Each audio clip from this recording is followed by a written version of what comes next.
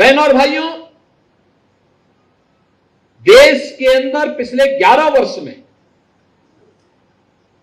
4 करोड़ गरीबों को प्रधानमंत्री मोदी जी ने एक एक आवास उपलब्ध करवाया। आप अनुमान करिए 4 करोड़ लोगों को ये फ्री में आवास उपलब्ध करवाए गए।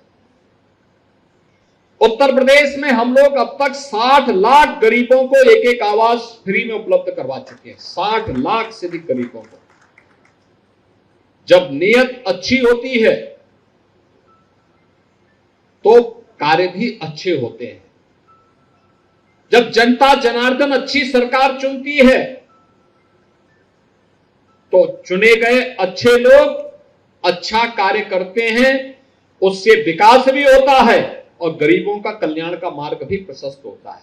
एक गरीब के लिए विकास भी आगे बढ़ती है और विकास के इन कार्यों का लाभ गरीबों को इसी रूप में प्राप्त होता है। आपने सिफारिश नहीं की होगी,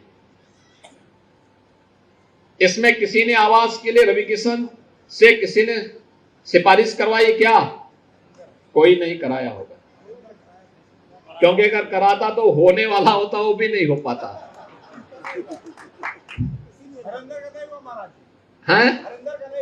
हाँ, लेकिन आवास हो गया। अब वो स्वयं आके देख रहे हैं, पछता रहे हैं कि आवास मुझे भी यहां एक लेना है, क्योंकि अच्छा लोकेशन है। ताल का लोकेशन, जू का लोकेशन, इधर खोराबार का लोकेशन, एक ही जगह से पूरा एक जगह से सब कुछ उपलब्ध हो रहा है। और दूसरा, अच्छी सोसाइटी, अच्छे लोग हैं, सब लोग एक साथ रहेंगे, मिल करके रहिए, अच्छे ढंग से रहिए और अपनी एक हाउसिंग रेजिडेंट कमीशन यहां पर आवासीय समिति का गठन करिए।